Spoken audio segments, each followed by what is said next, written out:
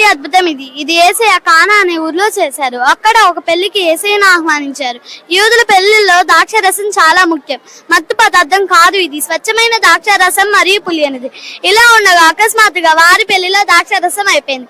ఇక వారు చాలా భయపడ్డారు. వచ్చిన వారంతా వారిని చిన్న చూపు చూస్తారని, అందరిలో హేళన చేస్తారని భయపడ్డారు.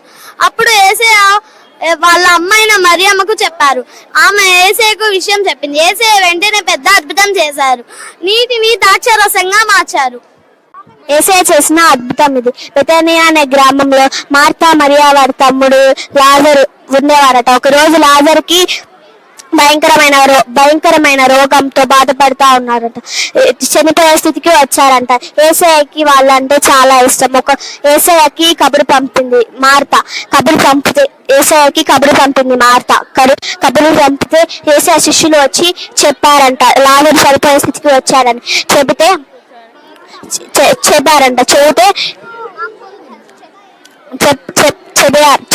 చెప్పారంట. చెబితే ఒకరు యేసయ్య అన్నాడంట, ఇది చనిపోయేది రోగం కాదు అన్నాడంట. అంటే వాళ్ళకి అర్థం కాలేదట. అంటే యేసయ్య వెళ్ళేలోపు లాజరు చనిపోయాడంట. లాజరు చనిపోయి 4 దినాలు అయింది. లాజరు చనిపోయి 4 దినాలు అయిందంట. యేసయ్య వస్తున్నప్పుడు బెతనియాకి మార్తా అడ్డు వచ్చి, యేసయ్య నువ్వు ముందుగా వచ్చి ఉంటే లాజరు బతికేవాడు కదా అని అనిందంట. యేసయ్య ఏమి కాదు, నేను ఆలస్యంగా వచ్చినా అద్భుతం చేస్తాను అన్నాడట. అని అంటే నన్ను లాజరు సమాధి దగ్గరికి తీసుకువెళ్ళండి అన్నాడంట. తీసుకువెళ్తే లాజరు బయటికి రాని మోకాళ్ళు వేసి అన్నాడంట. అని అంటే వచ్చినప్పుడు అందరూ ఆశ్చర్యంగా చూస్తా ఉన్నాడంట. అందుకనే యేసయ్య అద్భుతం నాకు లేటుగా చేశాడని యేసయ్య అద్భుతం నాకు చేశాడని వాళ్ళు పలికారు. Praise the Lord. యేసుక్రీస్తు ఇది యాకోబు బావి. యేసుక్రీస్తు వారు సుకారాను గ్రామంలో యాకోబు వారు తవ్వించిన బావి వద్ద ఒక స్త్రీని కలుసుకుంటారు. ఆమె సమరయురాలు. ఆమె తన జీవితంలో మోసపోయింది. ఇంకా తనకెవ్వరు లేరని, జాలి చూపించి ఆదరించేవారు లేరని నిరాశతో బ్రతుకుతూ ఉంటుంది. ఈ ఒంటరి జీవితంలో యేసయ్య వచ్చి తనకు రక్షణ కలుగజేస్తారు. ఇక్కడ పరోక్షంగా యాకోబు జీవితం కూడా ఇంతే. తన అన్నను నాన్నను మోసం చేశాడు. తన మామ చేతిలో 10 మార్లు పోయాడు. ఇలాగే ఒక రోజు ఒంటరి అయ్యాడు. ఈ ఒంటరి జీవితంలో యేసయ్య తనకు ఒక రాత్రి ముఖాముఖిగా దర్శించాడు. మోసగాడైన యాకోబు ఇశ్రాయేల్ గా మారాడు. Praise the Lord. This is Akshara from 4th class. Today my topic name is యూదులు ధరించిన అల్లికలు. నీవు కప్పుకున్న నీ బట్ట 4 అల్లికలు చేసుకోవలను. ఈ 4 అల్లికలు యూదుల యొక్క ప్రత్యేకతను సూచిస్తాయి. అంటే వీరు అందరిలాంటి వారు కాదు, దేవుడి బిడ్డలు అనే ప్రత్యేకత జనాభంగా ఏర్పరచబడి పైన రాజులైన యాజక సమూహం అని గుర్తు. మరి ప్రస్తుత కాలంలో క్రీస్తు మనమైన ధరించుకోవాల్సిన 4 అల్లికలు చూద్దామా? మొదటిది ప్రార్థన, రెండవది వాక్య ధ్యానం, మూడవది సహవాసం, 4వది సాక్షి జీవితం. Thank you. Praise Lord. This is పెర్సివ్ ఆచార్య ఫ్రమ్ 4th క్లాస్. ఇప్పుడు నేను చెప్పే స్టోరీ నేమ్ పేతురు పడవ. ఒక రాత్రి పేతురు ఆంధ్రయ్య చేపలు పట్టడానికి వెళ్ళినప్పుడు వారికి ఏమీ దొరకలేదు. వాళ్ళు పొద్దున్నే ఒడ్డుకు వచ్చి వలలు కడుక్కుంటుంటే యేసయ్య వచ్చి, నాకు మీ ఓడలో కొంచెం స్థానం ఇస్తారా అంటే ఇస్తా అన్నారు. వెళ్ళినప్పుడు వారిని యేసయ్య వల వేయండి అన్నారు. వల వేస్తే విస్తారమైన చేపలు వారి సొంతమాయను. మనం దేవుని మాట వింటే మన జీవితం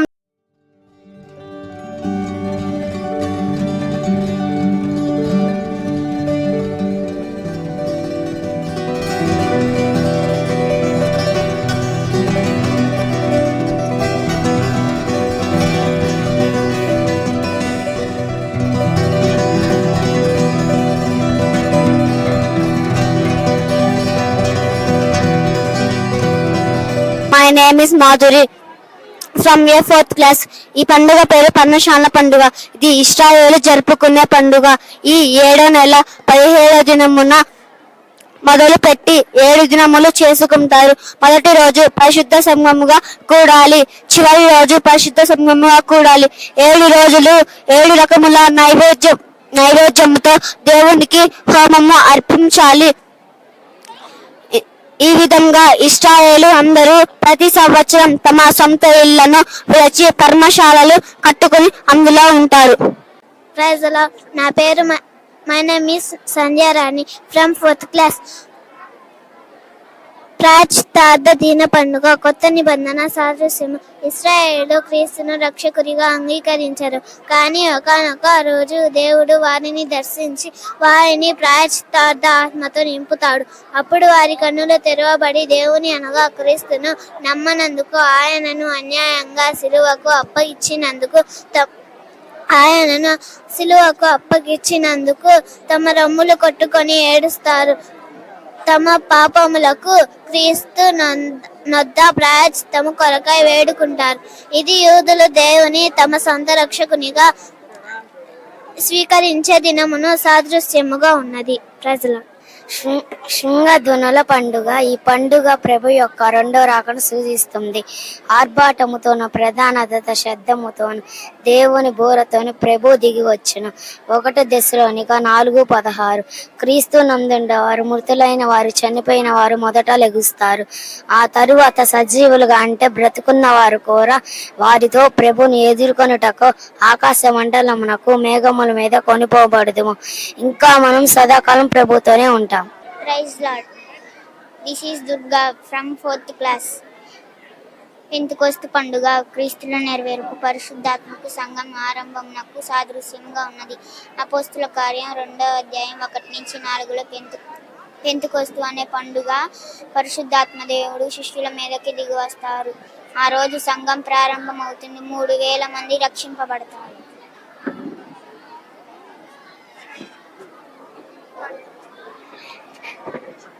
Praise the Lord. Praise the Lord. This is Esther Rani from 4th class. ఇది ప్రథమ ఫలముల పండుగ. ఇది యూదులు జరుపుకునే 3వ పండుగ. ఇది వాళ్ళ పొలంలో ఒక ఆపన దేవుని కోసం తీసుకొని వెళ్తారు. ఒక విశ్వాసిగా ఈనాడు ఉన్న లోకపు సాతాను బానిసత్వం నుండి క్రీస్తులో తిరిగి జన్మించడమే ఈనాటి వాగ్దానం. మనలో ప్రథమ ఏనగా క్రీస్తు మృతుల నుండి లేపబడ్డారు. ప్రథమ ఫలముల పండుగ క్రీస్తు యొక్క పునరుద్ధానికి సాదృశ్యంగా 1 కొరింథీయులకు రాసిన పత్రిక 15వ అధ్యాయం 20 వచనం. Praise the Lord. ఇస్మాయిలకి ఫ్రమ్ 4th క్లాస్. ఇది యూదులు జరుపుకునే 2వ పండుగ. ఇది నిసాను నెల 15వ తేదీన మొదలు పెట్టి 7 రోజులు జరుపుకుంటారు. ఆ 7 రోజులు వాళ్ళు పురుషులు ఏమి తినకూడదు. మొదటి రోజు సంఘముగా కూడాలి, 7వ రోజు కూడా సంఘముగా కూడాలి. ఆ 7 రోజులు వాళ్ళ పనులను చేయకూడదు. పైన చెప్పిన దాంట్లో పాటించబోతే వాళ్ళ మరణాన్ని కానీ ప్రాతులని భావిస్తారు. ప్రజలు దిస్ ఈ Surekha. I'm studying 4th grade in స్కా పండుగ. నిర్గమాకాండము 12వ అధ్యాయం, లేవ్యాకాండం 23వ అధ్యాయం 5 వచనాలు. పాత నిబంధన చరిత్ర. ఇది ఇశ్రాయేలు జరుపుకునే మొదటి పండుగ.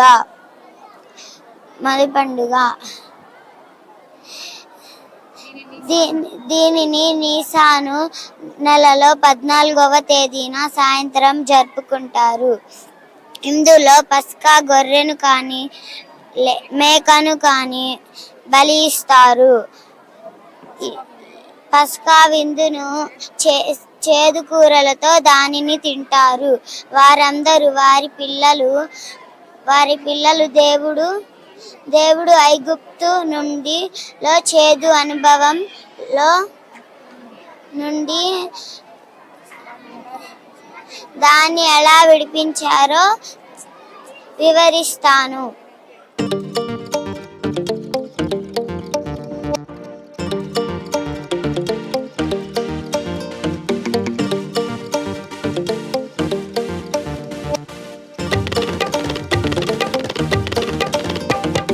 Praise the Lord. ఇప్పుడు మనం చూసేది షోమ్రోను పట్టణము. ఎలీషా కాలంలో సిరియా రాజైన బెన్హదదు షోమ్రోను పట్టణం మీదకి యుద్ధానికి వస్తాడు. అప్పుడు ఏం జరుగుతుందంటే ఇశ్రాయేలీయులు సిరియన్ల ముందు ఓడిపోతారనమాట. అప్పుడు వాళ్ళు ఏంటంటే షోమ్రోను పట్టణంలోకి వచ్చే నదులను ఇంకా అన్నిటినీ ఆపేస్తారు. ఇంకా లోపల పట్టణం అంతట్లో కరువు వస్తుంది అనమాట.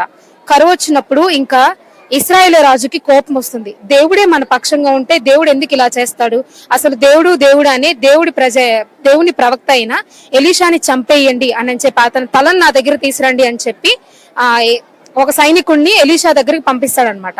ఎలీషాకి దేవుడు ఇది ముందే మాట్లాడతాడు. ఎలీషా ఏమంటాడంటే, ఇదిగోండి నన్ను ఇలా చంపేయడానికి రాజు ఒక సైనికుడిని పంపిస్తున్నారు అని చెప్తాడు. ఆ సైనికుడు అక్కడికి రాగానే ఎలీషా అంటాడు, మీరేం భయపడొద్దు, రేపు ఈ టైం కల్లా ఇక్కడ కరువే ఉండదు అని చెప్తాడు. ఇదే వార్త తీసుకెళ్లి రాజు దగ్గర చెప్పినప్పుడు రాజు పక్కనుండే మంత్రి అంటాడనమాట, ఆ దేవుడేమన్నా ఆకాశం తెరిచి కిటికీలు ఓపెన్ చేసి మనకేమన్నా ఆహారం ఇస్తాడా ఏంటి అని చెప్పి ఎగతాళిగా మాట్లాడతాడు. ఇంకా ఏం జరుగుతుందంటే ఆ షోమ్రోను పట్టణం గేటు వద్ద 4 కుష్టు వ్యాధిగ్రస్తులు ఉంటారు. వాళ్ళు అంటారు, లోపలికి వెళ్తే కరువు ఉంది, బయటకు వస్తే సిరియన్ల సైన్యం ఉంది, మనం అటెళ్ళినా చచ్చిపోతాం ఇటెళ్ళినా చచ్చిపోతాం, కాబట్టి ఈ చచ్చిపోయేది ఏదో ఆకలితో చచ్చిపోవడం ఎందుకు, కనీసం కడుపు నిండా తినన్నా చనిపోదాం అని చెప్పి దగ్గరలో మనకి సిరియన్ల గుడారాలు ఉన్నాయి, వాటిలోకి వెళ్తే ఏమన్నా దొరుకుతుందేమో అని చెప్పి అక్కడికి వెళ్తారు. అక్కడికి వెళ్ళినప్పుడు వాళ్ళు ఎంటర్ అవడంతోనే సిరియన్లకు ఎలాంటి సౌండ్ వినిపిస్తుంది అంటే ఏదో మహా సైన్యం వస్తున్నట్టు, మహా గుర్రాలు సైన్యం వస్తున్నట్టు వినిపించి సిరియన్లందరూ అమ్మో ఇశ్రాయేల్ గొప్ప సైన్యంతో మన మీదకి వస్తున్నారని చెప్పి భయపడి ఎక్కడ వదిలిపెట్టేసి పారిపోతారనమాట. అప్పుడు ఇంకా వీళ్ళు 4 అక్కడికి ఎంటర్ అవ్వగానే అక్కడ ఒక్కరు కూడా ఉండరు, అంతా అక్కడ ఫుడ్ ఏదో పడితే అక్కడ వదిలిపెట్టి ఉంటది, వీళ్ళు ఆనందంగా తింటా ఉంటారు. అంతలో ఒకడు అంటాడు అనమాట, మనకి దొరికిన ఈ ఆనందాన్ని షోమ్రోను పట్టణంలో మన ప్రజలు కరువు అనుభవిస్తున్నారు, వాళ్ళతో కూడా పంచుకుందాం రండి అని చెప్పి వెళ్లి షోమ్రోను పట్టణంలో కూడా తెలియజేస్తారు. ఇలా దేవుడు 24 గంటల్లోనే ఎలీషా చెప్పిన మాట చొప్పున అద్భుతం చేస్తాడు.